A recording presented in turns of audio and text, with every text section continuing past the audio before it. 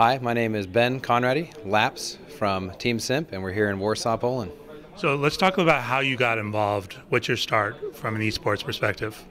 I started out with World of Tanks when it came out in the beta, and then as the game grew and more tournaments became weekly, they eventually grew into an esports environment, and I was part of one of those original teams, and I moved up through various teams, and now I'm on Team SIMP.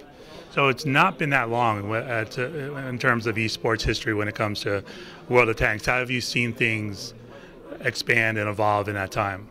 World of Tanks has had an interesting struggle to get to be relevant today. A lot of other games have a format where it lends itself to professional play.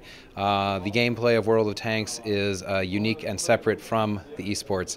And so we've worked through a lot of different formatting to come up with something that's fun for players not only to play but to watch as well. And so we're just kind of getting our stride here on that. And I've been here for the 5 years that it took to develop all that. So.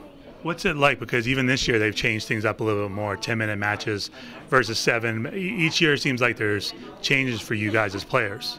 You know, it mirrors the development you go through in the game when you play it. The game starts out at Tier 1, you move up to Tier 10. The same thing happened with the Pro League as we started out at Tier 8s with some Tier 1s mixed in, and then we went to all 8s, and then now we're at the 10s and we're actually at the end game. So it really feels like we're finally wearing the right size pants, you know.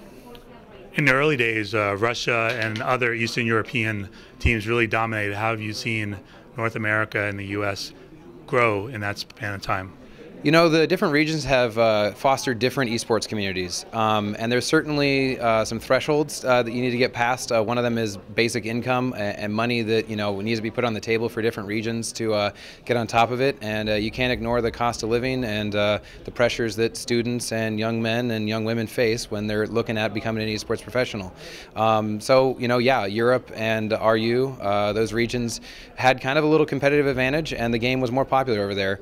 North America is coming of age, and I firmly believe that North America is going to do well this season here because a lot of the strategic development, a lot of the community development has happened on our end, and a lot of the RU teams are the old boys that have been at this for a long time and doing it very well. And I think they're becoming a bit complacent. How did you see that play out in Las Vegas in terms of fans and support? You know, the most recent finals in Vegas was something that I've never seen before. I've been with it for 7 seasons now. We had fans come out in bulk this time that had strong opinions about who they wanted to win, and we had 2 strong teams, SIMP and Eclipse, that both ended up playing in the finals, and they both were automatically going to go to the grand finals in Warsaw. And this hadn't happened before. Before we had teams that had played 4 or 6 months prior that maybe had a little struggle keeping together, that were showing up at the grand finals and weren't representing North America very well. We're walking into this one with a lot of prep. We've worked with each other, and we have some innovative stuff, and we're better suited than ever before. What's the reception like amongst the other teams from other countries when it comes to the Americans? You know, I feel a bit ignored. You know, I have to admit that when I see the other teams, they're much bigger entities than we are, and they have more of a fan base. And I know that walking into this building, I walked out front and nobody wanted to take my picture today. Hopefully that changes in the future. So, as we grow and our fan base grows, we're looking forward to that. So, a bit of a, not really underdog, but an unknown factor for us. So. Well, what are your thoughts about Warsaw as a city, and what do you do when you're here? We've been here for 3 days. I personally have lived in Germany, and it's very familiar for me that way, but I've been very impressed with the level of services I've had here, the convenience, the professionalism, the welcoming nature. It's really been impressive.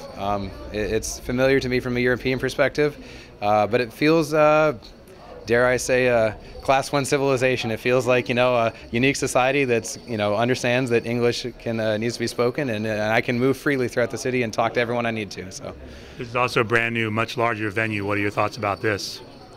It's back to that wearing our right pants. We're actually in the right place this time for where we're at. The place is full. Had room out front for the tanks that were there, and everything feels like we're really in the right place for what we're doing and hitting its stride. What do you feel separates World of Tanks from the other esports that are out there? World of Tanks is a bit more chess, a little bit less of the reflex and the twitching skills, a little bit more of the thinking man's game. A lot more talent and value comes out of the bench players in our game than other games. So there's not such a huge performance anxiety as there is a strategic anxiety. You know, you really need to be developing your thoughts about how the game should be played and how to evaluate individual tankers. So yeah.